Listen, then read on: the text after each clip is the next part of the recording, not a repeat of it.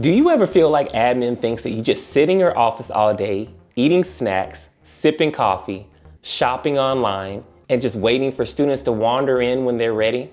Today, we're breaking down some common misconceptions about what school counselors actually do. Because believe me, there are a lot of them. Our role is one of the most confusing and misunderstood roles in education, and I'm going to break down why in this video.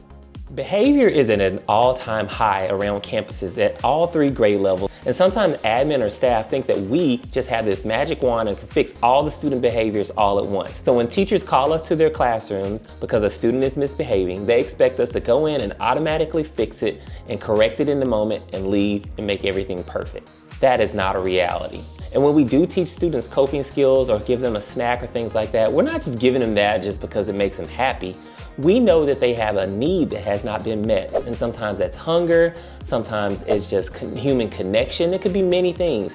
And oftentimes when we send those students back to class and they're okay, the teacher sometimes doesn't understand that and they just think that we're just giving them snacks and rewards all day for misbehavior. That is not true. Counselors provide support and guidance. Well, I don't really like that word, but they provide support and resources to help students manage their behaviors. There is no magic wand, there is no quick fix.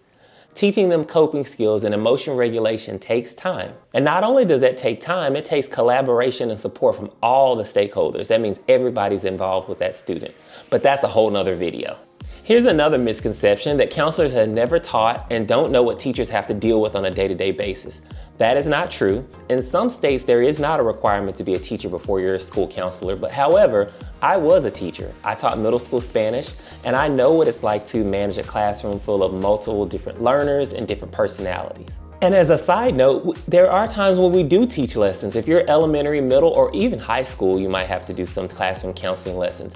We do have to go in at certain points throughout the year and teach classroom counseling lessons. And that does involve creating lesson plans, presentations, activities, and even managing student behaviors in the moment. So although there are some counselors who have never taught, that doesn't mean that we don't know what teachers deal with on a day-to-day basis with student behaviors. But in addition to teaching, we juggle student mental health concerns, academic concerns. We have to teach them college and career readiness skills. We deal with angry parents all day or angry families. And then we create systems of support for all stakeholders and school-wide initiatives.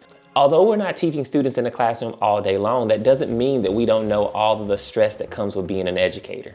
The next misconception involves teachers and admin thinking that we're always available 24/7. That is not the case.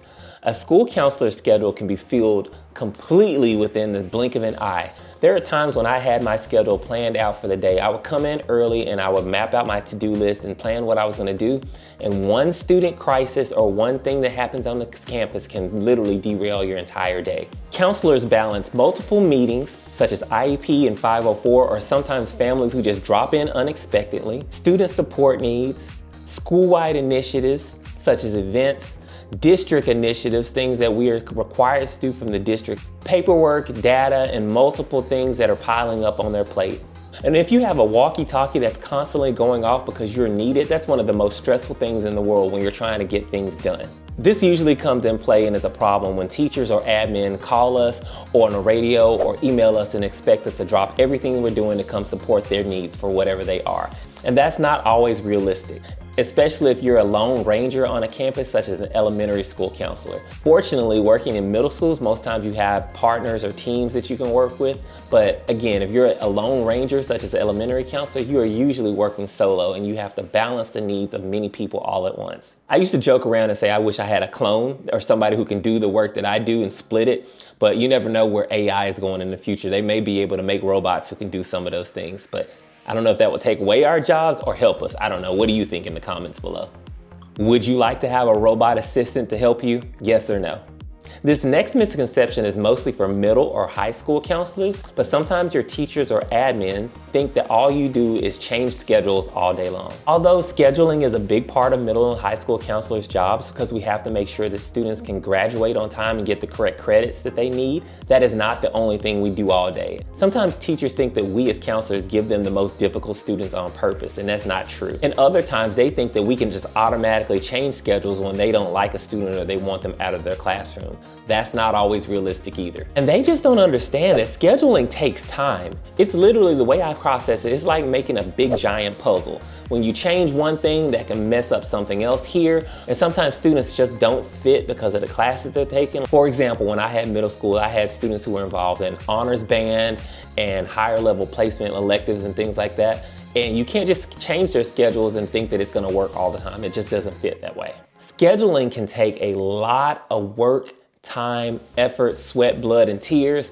And I don't think that people understand how difficult scheduling actually is. And they think that we're just available to be able to do those things at the drop of a hat. And not only are we doing schedule changes or building the master schedule, we're also still meeting the needs of students, handling crises, all the list of duties that we have to do throughout the day. We can't just stop what we're doing. It goes back to one of the other misconceptions, and do everything that other people want us to do. And this also applies to students because they think that we can just change their schedule at the drop of the hat when they don't either like their teacher or they want to be in class with their best friend or something like that. This next misconception involves professional development. Oftentimes when there's PD on our campus, we as counselors are left out. I don't know why we're just excluded, but we need professional development too. There have been many times when I was a counselor when I would go to a PD session and think, this has nothing to do with my role as a counselor.